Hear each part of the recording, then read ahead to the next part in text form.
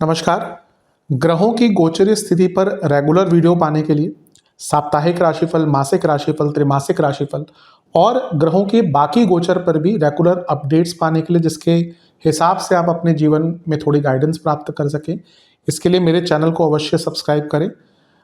जिन लोगों ने सब्सक्राइब कर रखा है वो ऑल ये जो नोटिफिकेशन सेटिंग होती है इसको क्लिक करें, क्योंकि कभी कभी कुछ लोग बोलते हैं उनको नोटिफिकेशन नहीं मिलती। आशा करता हूँ चैनल को सब्सक्राइब करेंगे और रेगुलर वीडियोस अवश्य आप देखेंगे। नमस्कार। ओम गणेशाय नमः। ओम नमः शिवाय। मैं निखिल ज्योतिषाचार्य आप सभी का मेरे चैनल पर पुनः स्वागत करता हूँ। आशा करता हूँ कि आप सभी स्वस्थ होंगे। महादेव की कृपा आप सभी पर सदैव बनी रहे। ये वीडियो टॉरस यानी कि वृषभ के लिए बहुत विशेष है, क्योंकि वीडियो है 9 फरवरी से 15 फरवरी 2026 के साप्ताहिक राशिफल के बारे में। कैसा रहेगा आने वाला सप्ताह वृषभ के लिए। जो मेरा साप्ताहिक राशिफल होता है वो प्रमुखतः चंद्रमा और उनकी गति पे आधारित होता है।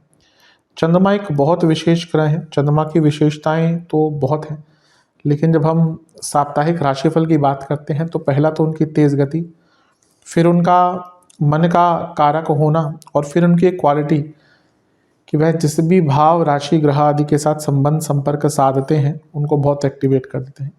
इन सभी कारणों से चंद्रमा का जो गोचर होता है वो बहुत विशेष होता है और चंद्रमा के गोचर के कारण हमारे मन मस्तिष्क, विचार, स्वभाव, सोचने के तौर तरीके, दृष्टिकोण, हर चीज़ पर बहुत डायरेक्ट इम्पैक्ट पड़ता है और इसको समझने के लिए साप्ताहिक राशिफल बहुत विशेष होता है। इस अंधकारमय जीवन में ज्योतिष एक मात्र विद्या है जो हमें थोड़ा सा सहारा देती है, गाइड करती है। भले ही ये राशिफल बहुत सामान्य आधार पर दिए जाए, लेकिन एक जनरल गाइडेंस के लिए बहुत उपयोगी होते हैं। यदि आपकी लग्न राशि या चंद्र राशि वृषभ है, दोनों ही गाइडेंस के लिए इस राशिफल को देख सकते हैं। जहां से सूट और रिलेट ज़्यादा आपको करता है वहां से देखिए। व्यक्तिगत तौर पे मेरा मत है लग्न से देखेंगे तो अच्छा, इनके नहीं पता है तो चंद्र राशि से भी इसको देख सकते हैं। शुरू करते हैं। चंद्रमा आपके सप्तम भाव 7th हाउस में आ जाएंगे, वृश्चिक में। ये होगा 10 फरवरी को अर्ली मॉर्निंग 1 AM। 9 फरवरी के पूरी दिन वो तुला में रहेंगे और वो हम कवर कर चुके हैं। तो यहाँ पे वो 10 फरवरी सुबह 1 बजे से आएंगे और 12 फरवरी दिन के 2 बजे तक 2 PM तक रहेंगे। चंद्रमा का सप्तम में आना न्यूट्रल होता है। यहाँ पे चंद्रमा नीच के भी हैं और केमद्रुम योग में भी है, इसलिए थोड़े सेंसिटिव ज़्यादा हैं। तीसरे घर के स्वामी का सप्तम में आना वैसे इच्छा पूर्ति करवाता है, लेकिन क्योंकि चंद्रमा नीच के हैं तो कभी कभी क्या होता है, व्यक्ति अपनी इच्छाओं के अधीन इतना हो जाता है कि वो गलतियां कर देता है। तो थोड़ा सा अपनी इच्छाओं पर नियंत्रण रख लेंगे तो आपके लिए अच्छा है। नीच का ग्रह बुरा नहीं होता, लेकिन थोड़ा उसके तत्व बिगड़े हुए होते हैं और चंद्रमा क्या है, मन का कारक है। तो यहाँ पे ना आप बहुत गलत तरीके से रिएक्ट कर सकते हैं। आप बिजनेस करते हैं, आप सोशल लाइफ में हैं, आप लोगों से डील करते हैं, यानी कि पब्लिक लाइफ में, बिजनेस में, इवन मैरिड लाइफ में आप बहुत गलत तरीके से रिएक्ट करेंगे और उसका ही नेगेटिव परिणाम आप भुगतेंगे। तो थोड़ा सा अपने मन पर नियंत्रण रखेंगे तो अच्छा। चंद्रमा केमद्रुम योग में भी है, यानी कि मन पर नियंत्रण रखना अवश्य मुश्किल होगा। और शकट योग भी है, गुरु से छठे में है, यानी कि काम आपके अटकेंगे। चंद्रमा नेगेटिव इम्पैक्ट में है, काम अटकेंगे, तो वो जो नेगेटिव इम्पैक्ट है वो और उभर कर सामने आ जाएगा। तो हफ्ते का ये भाग थोड़ा सा केयरफुल रहने की आवश्यकता है। कोई स्पेशली बिजनेस से संबंधित बड़ा निर्णय ना लें और अचानक से किसी यात्रा से भी आप बचेंगे ना तो आपके लिए अच्छा रहेगा। नवांश कुंडली बता रही है कि अपने ऊपर ही ध्यान दें, किसी की बातों में ज्यादा ना आए, ना ही किसी से बहुत लगाव रखें। दशांश कुंडली कार्य क्षेत्र में बहुत सजग होकर काम करना पड़ेगा, गलतियां होंगी। बिजनेस में आपको ना बदलाव लाने पड़ेंगे जो आप ला नहीं रहे। आपको पता है कि बदलना है लेकिन आप कुछ नहीं कर रहे। लव लाइफ, आगे बढ़ने का प्रयास कीजिए। अभी लग रहा है चीज़ें बहुत स्टैग्नेटेड हो गई हैं। वैवाहिक जीवन ठीक है, ऐसी कोई बहुत बड़ी प्रॉब्लम नहीं है सच, लेकिन थोड़ा एक दूसरे की इज्जत कीजिए। प्रॉब्लम वहीं पर दिख रही है। स्टूडेंट्स, आप बहुत प्लानिंग करते हैं, करते कुछ नहीं है। थोड़ा प्लानिंग को इम्प्लीमेंट करना शुरू कर दीजिए। सेहत की जहाँ तक बात है, गले के रोग रहेंगे, जिनको गॉल ब्लैडर या किडनी की प्रॉब्लम है, या जिनको एंग्जाइटी या वाटर रिटेंशन की प्रॉब्लम होती है, या फिर जिनको स्लीपलेसनेस है यानी कि नींद की प्रॉब्लम है, उनकी दिक्कत बढ़ेगी। सर्वाष्टक में आपका हाँ सप्तम भाव ही बली है। फिर से कहूंगा अपनी इमेज को लेकर थोड़ा सा ध्यान दीजिएगा। 12 फरवरी दिन के 2 बजे तक चंद्रमा आ जाएंगे आपके सप्तम भाव में, सॉरी अष्टम भाव में, धनु में। और 15 फरवरी सुबह के 1 बजे तक यहीं पर रहेंगे। चंद्रमा का अष्टम भाव में आना एक प्रकार से बहुत अच्छा नहीं माना जाता। अच्छी चीज़ है, केमद्रुम योग खत्म हो गया जो बहुत टाइम से चल रहा था। और एक और अच्छी चीज़ है कि गजकेसरी योग बन गया।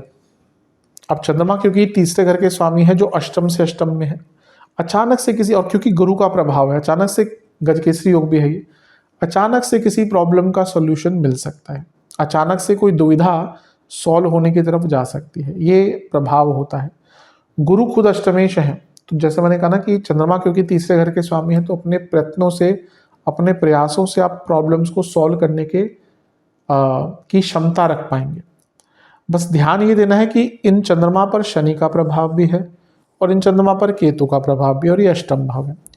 ऑन द ब्राइटर साइड गुरु का प्रभाव भी, ऑन द ब्राइटर साइड कोई साधना करनी है, कुछ सीखना है, गुरु से सीखना है, मार्गदर्शन चाहिए, कुछ समझना है, बहुत अच्छा टाइम है। स्पेकुलेटिव मार्केट्स को समझना है, बहुत अच्छा टाइम है।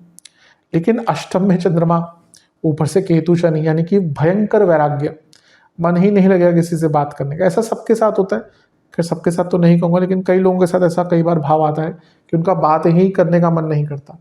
ये वही टाइम रहेगा, साधना में लिप्त रहिएगा, साधना में लगिएगा, क्योंकि टाइम ऐसा है अगर आप साधना करेंगे, ईश्वर का नाम लेंगे तो बहुत अच्छा टाइम रहेगा। अदरवाइज इसका उल्टा भी हो सकता है। शनि का प्रभाव विषदोष भी है, केतु का प्रभाव थोड़ा वैराग्य उत्पन्न करता है। जैसे मैंने कहा यहाँ पे बात करने का मन नहीं करेगा, और अच्छा भी है आपके लिए किसी से बहुत बातचीत करने की इस टाइम पे एटलीस्ट आवश्यकता नहीं है। अपने वाणी पर बहुत कंट्रोल रखिएगा और अति उत्सुकता से बचिएगा। नवांश कुंडली बता रही है कि कुछ भी अगर करना है तो अभी बड़ा डिसीजन नहीं लेना, उसके बारे में प्लान करना है। दशांश कुंडली कार्य क्षेत्र में फ्लो बनाकर रखिएगा। बिजनेस में धोखा मिल सकता है। लव लाइफ, चीज़ों को और स्ट्रॉन्ग कीजिए, रिलेशनशिप को और स्ट्रॉन्ग कीजिए। वैवाहिक जीवन, एक दूसरे के प्रति समर्पित रहिए। स्टूडेंट्स, आपके अंदर बहुत ओवर कॉन्फिडेंस आ रहा है और यहाँ पे वो आपको प्रॉब्लम देगा। सेहत की जहाँ तक बात है, पेट के रोग, इंटेस्टाइन की प्रॉब्लम, इन्फ्लेमेशन, इंडाइजेशन, इन्फेक्शन भी रह सकते हैं। सर्वाष्टक में आपका सप्तम भाव भी बली है। कम्युनिकेबल डिजीज और इन्फेक्शन आदि का डर बहुत दिख रहा है इस टाइम पे। अगर आप कोई बिजनेस स्टार्ट करना चाहते हैं तो ये टाइम थोड़ा अच्छा है। कोई पार्टनर अगर आप चाहते हैं अपने बिजनेस में, उसका भी आपको लाभ मिल सकता है। 15 फरवरी सुबह के 1 बजे चंद्रमा आ जाएंगे आपके नवम भाव में, मकर में, और सप्ताह के अंत तक यहीं पर रहेंगे। 13 फरवरी को सूर्य आगे जा चुके होंगे। 15 फरवरी वैसे संडे है, तो संडे पूरा संडे यहीं पर रहेंगे, मंडे भी यहीं पर रहेंगे नवम भाव में, तो मान के चलिए कि अगले हफ्ते का शुरुआती दिन भी यही गोचर के अधीन है। चंद्रमा नवम भाव में आ गए, बहुत अच्छा है। यहाँ से वो खुद अपने ही भाव को देखेंगे और यहाँ पे उच्च के मंगल है, तो ये कर्म और हिम्मत और भाग्य, यानी कि भाग्य पराक्रम योग बहुत अच्छा बन रहा है।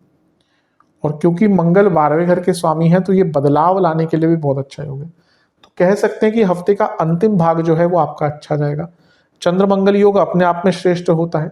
चंद्रमंगल योग धन के लिए बहुत अच्छा होता है। जो बिजनेस करते हैं उनको लाभ मिलेगा, कुछ नया करने का मौका मिलेगा, अपने ऊपर विश्वास बढ़ेगा, सकारात्मकता रहेगी। मंगल के कारण हिम्मत रहेगी, चंद्रमा के कारण हिम्मत रहेगी, कुछ नए स्किल्स एक्वायर करने हैं उसके लिए भी बहुत अच्छा होगा। तो हफ्ते का ये भाग बहुत श्रेष्ठ दिख रहा है। एक ही चीज़ है कि गुरु से अष्टम में है तो शकट योग फिर से बन गया, और जब शकट योग बनता है तो क्या होता है, चीज़ें अटकती ही हैं, चीज़ें मंद गति से बढ़ती हैं। तो समयबद्ध तरीके से काम कीजिएगा, लाभ मिलेगा काफ़ी। हफ्ते का अंतिम भाग और चंद्रमंगल योग, जैसे मैंने कहा, जो लोग नॉर्मल से हटकर कुछ करते हैं उनको बहुत लाभ मिलता है। नवांश कुंडली, थोड़ा सा फ्रीडम का एहसास मिलेगा हफ्ते के अंतिम भाग में। उसके पहले भाग जो है थोड़े बहुत हैवीनेस के साथ जाएंगे।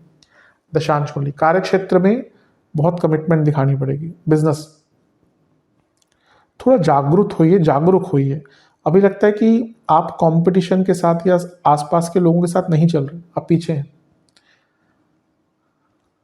लव लाइफ के लिए अच्छा टाइम है, नया रिलेशनशिप भी स्टार्ट हो सकता है। वैवाहिक जीवन में जहाँ तक बात है तो आप थोड़ा सा ना एक दूसरे के बीच में जो कन्फ्यूजन है उसको दूर करने का प्रयास कीजिए। स्टूडेंट्स, एक ही दिक्कत है कि आप अपने आप को टाइम नहीं दे पाते, और यही एक बहुत बड़ी प्रॉब्लम है।